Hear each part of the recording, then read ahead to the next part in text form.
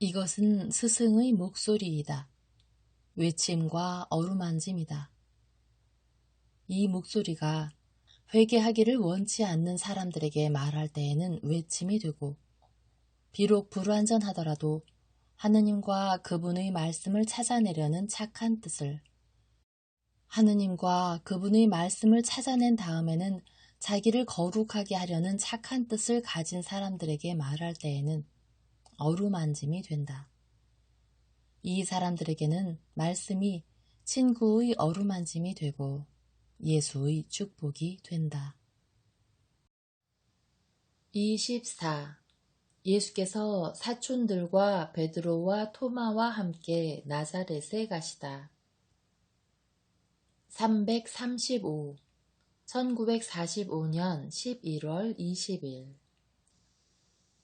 예수께서 다시 제자들과 같이 에스드렐론에서 나자렛으로 가는 길을 가고 계신다. 다시 아침이 된 것을 보면 어떤 곳에서 밤을 지낸 모양이다. 그들은 얼마 동안 말없이 걸어가고 예수 혼자 앞서 가신다. 그러다가 예수께서 베드로와 시몬을 부르셔서 같이 가시고 그 뒤에는 모두 함께 가는데 나자렛으로 가는 길이 동북쪽으로 가는 길과 만나는 네거리에 이르기까지 이렇게 간다.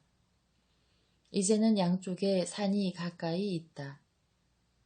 예수께서는 말을 하는 사람들에게 잠잠하라는 손짓을 하시고 말씀하신다. 이제는 우리가 헤어진다. 나는 사촌 형제들과 베드로와 토마와 같이 나자렛으로 간다. 너희들은 열성당원 시몬의 인도를 받으며 다볼산과 대상들의 길로 해서 데베렛, 티베리아, 막달라, 가파르나움에 가거라. 그리고 거기서 베로노수 쪽으로 가서 야곱의 집에 머무르면서 그가 회개하였는지 보고 내 축복을 유다와 안나에게 갖다 주어라. 너희에게 가장 끈질기게 붙드는 집에 머무르되 한 군데에서 하룻밤만을 지내도록 하여라. 안식일 저녁에는 우리가 세페스로 가는 길에서 다시 만나겠기 때문이다. 나는 안식일을 코라진 과부의 집에서 지내겠다. 지나는 길에 과부에게 알려라. 이렇게 하면 우리가 유다의 영혼에 마저 평화를 주게 될 것이니 유다는 유한히 이들 인심 좋은 집에도 있지 않다는 것을 확신하게 될 것이다. 선생님, 그러나 저는 믿습니다. 그러나 마치 요한이 우리와 함께 있지 않다고 잘라 말하면서 내가 아무 앞에서도 얼굴을 붉히지 않는 것과 같이 너도 가야파와 안나 앞에서 얼굴을 붉히지 않기 위해서는 네가 그것을 확인하는 것이 좋다. 토마는 내가 나자렛으로 데리고 간다. 이렇게 하면 토마도 자기 눈으로 보고 그곳에 대하여도 안심할 수 있을 것이다.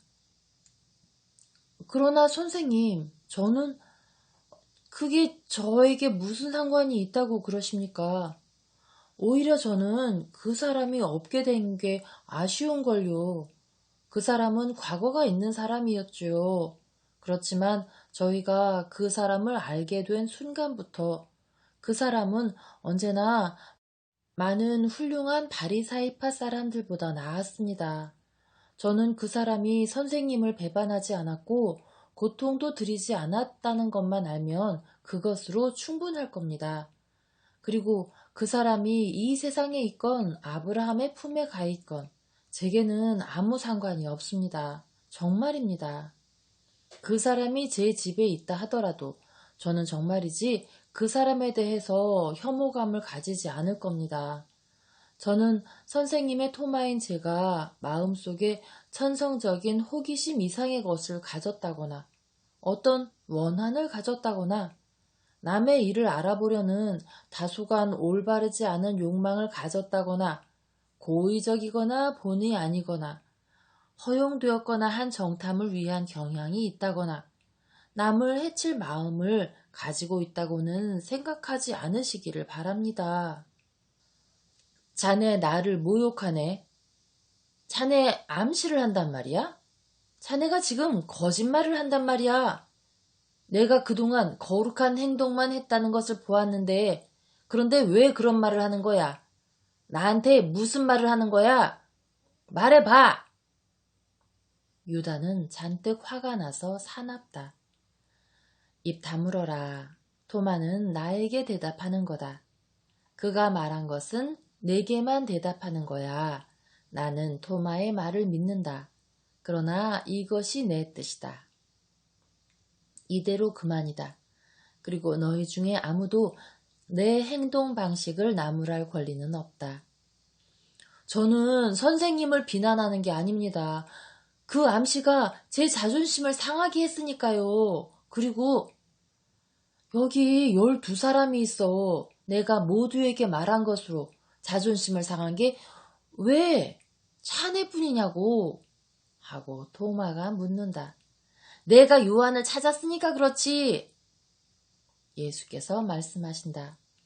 내 동료 중에 다른 사람들도 그렇게 했고 또 다른 제자들도 그렇게 할 것이다.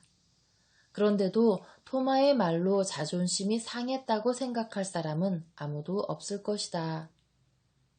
동료의 소식을 정직하게 묻는 것은 죄가 아니야. 우리에게 사랑과 정직만이 있고 마음속에 가책이 없고 그 마음이 벌써 가책의 이빨로 상처를 입었기 때문에 지나치게 과민하게 되지 않았으면 조금 전에 말한 것과 같은 말을 듣는 것이 고통이 되지 않을 것이다. 네 동료들 앞에서 왜 이 비난을 하려고 하느냐? 다른 사람들이 네가 죄에 있다고 의심하기를 바라느냐? 분노와 교만은 두 가지 나쁜 동무이다, 유다야. 그것들은 흥분을 가져오는데 흥분하는 사람은 있지도 않은 것들을 보고 하지 말아야 할 말을 한다.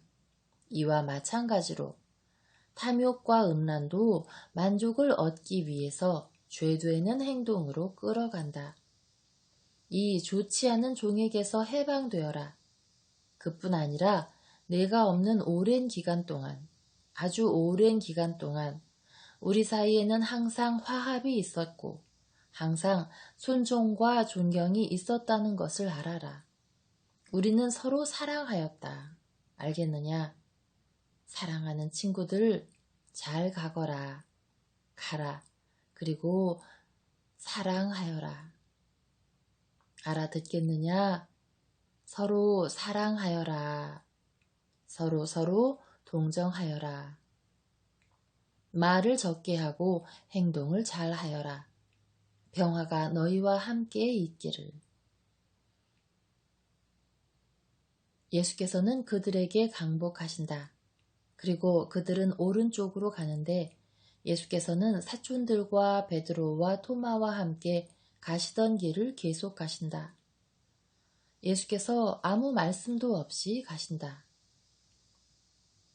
그러다가 베드로가 우레 같은 혼잣말로 폭발한다. 도대체! 이것은 무엇인지 모를 긴 묵상의 결론이 되는 말이다. 다른 사람들이 그를 바라다 본다. 예수께서는 이렇게 말씀하셔서 다른 질문이 나오지 못하게 종지부를 찍으신다. 너희 두 사람은 나와 같이 나자렛에 가는 것이 기쁘냐? 그러시면서 베드로와 토마의 어깨를 팔로 감싸신다. 선생님이 그걸 물어보십니까? 하고 베드로는 언제나와 마찬가지로 발랄하게 말한다. 토마는 더 침착하게 그러나 기쁨으로 빛나는 포동포동한 얼굴로 덧붙인다. 선생님의 어머니 곁에 있는 것이 제게는 너무도 큰 기쁨이어서 그것을 선생님께 나타낼 말을 찾아내지 못할 지경이라는 걸 모르십니까? 마리아 어머님은 제 사랑이십니다. 저는 동정이 아니고 또 가정을 가지는 게 지장이 있는 일이라고는 생각하지 않았습니다. 벌써 몇몇 처녀들을 눈여겨보고 어떤 처녀를 아내로 고를지를 몰랐습니다. 근데 지금은 자, 말하겠습니다. 제 사랑은 마리아 어머님이십니다. 관능으로서는 잡을 수 없는 사랑이요. 그런데 어머님을 생각만 해도 관능은 죽습니다. 정신에게 행복하게 하는 사랑이거든요. 여자들에게서 제 어머니와 제 쌍둥이 여동생 같이 가장 소중한 여자들에게도 그들에게 좋은 것이 있는 것을 안 모든 것을 선생님의 어머니에 대해서 우리가 아는 것과 비교하고 저는 이렇게 말합니다. 마리아 어머님께는 모든 정의, 모든 은총, 모든 아름다움이 있다.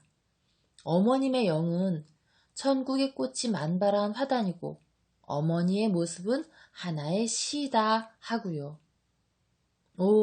우리 이스라엘 사람들이 감히 천사들을 생각하지 못하고 거룩하신 분 중에서 거룩하신 분의 케루빔을 경외하는 마음으로 보았으니 얼마나 어리석었습니까?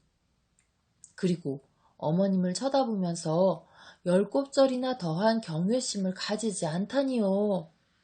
어머님은 하느님의 눈으로 보실 때 모든 천사의 아름다움을 초월하신다고 저는 확신합니다.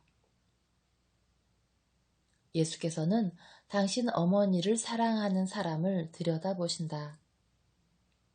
성모님에 대한 그의 감정이 그의 얼굴의 양순한 표정을 어떻게나 바꾸어 놓는지 마치 그가 영이 되는 것 같다.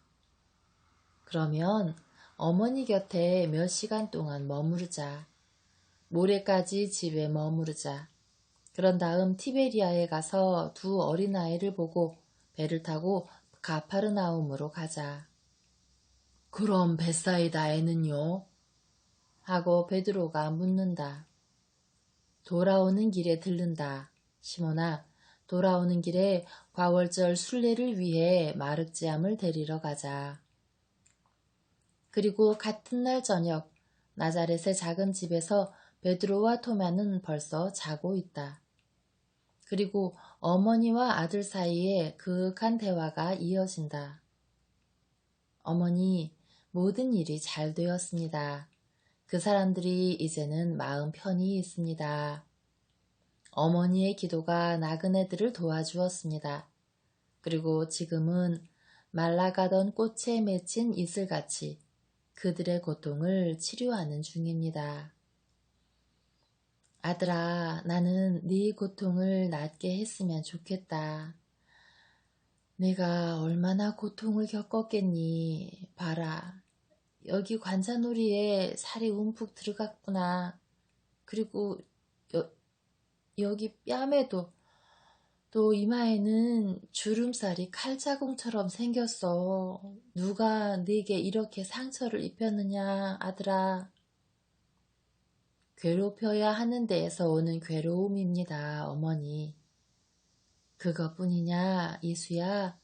제자들이 너를 괴롭히진 않았니? 아닙니다, 어머니. 그들은 성인들처럼 착했습니다. 너와 같이 있던 사람들은 그렇지. 그런데 나는 모든 제자를 말하는 거야. 제가 토마에게 보상을 하려고 데려온 것을 아시지요? 그리고 지난번에 여기 오지 않았던 사람들도 데리고 오고 싶었습니다. 그러나 그 사람들은 다른 곳으로 보내야 했습니다. 그러면 가리옷의 유다는? 유다도 그 사람들과 같이 있습니다. 성모님은 아들을 껴안으시고 머리를 아들의 어깨에 대고 우신다. 어머니, 왜 우세요? 하고 예수께서는 어머니의 머리카락을 어루만지며 물으신다. 성모님은 말없이 우신다. 세 번째 물으시는 말에야 속삭인다. 내 공포 때문이다. 나는 그 사람이 항상 너를 버렸으면 해. 내가 이런 소원을 가지는 건 죄를 짓는 거지. 하지만 너 때문에 그 사람에 대해서 느끼는 공포가 몹시 강하단다. 몹시 강해. 그가 죽어서 없어져야만 사정이 달라질 겁니다. 그러나 그가 죽게 되었습니까? 나는 그 사람이 죽기를 바랄 정도로 나쁘진 않아. 그 사람도 어머니가 있다. 그리고 영혼도 가지고 있고 아직 구원을 받을 수 있는 영혼을. 하지만 오 아들아, 그에게는 죽는 것이 좋은 일이 아니겠니? 예수께서는 한숨을 쉬시며 속삭이신다. 죽는 것이 유리할 사람은 아주 많습니다. 그리고 큰 소리로 말씀하신다. 늙은 요한나에 대해서는 아무것도 아시는 게 없습니까? 요한나의 밭들은요. 우박이 내린 다음에 알페오의 마리아와 시몬의 살로메와 같이 가봤단다. 그런데 요한나의 씨앗은 늦게 뿌려서 아직 나오지 않았기 때문에 손상을 입지 않았어. 사흘 전에 마리아가 다시 보러 갔었는데 양탄자 같더라고 말하더라. 그 지방에서 제일 아름다운 밭들이란다. 라헬도 잘 있고 그 작은 할머니는 행복하단다. 알페오의 마리아는 이제는 시몬이 완전히 네 편이기 때문에 기뻐해. 시몬이 날마다 온단다. 오늘도 시몬이 떠나자마자 내가 온 거야. 알겠니? 아무도 아무 눈치도 채지 못했어. 그 사람들이 여기 있는 것을 어떤 사람이 알아차렸더라면 말했을 거야.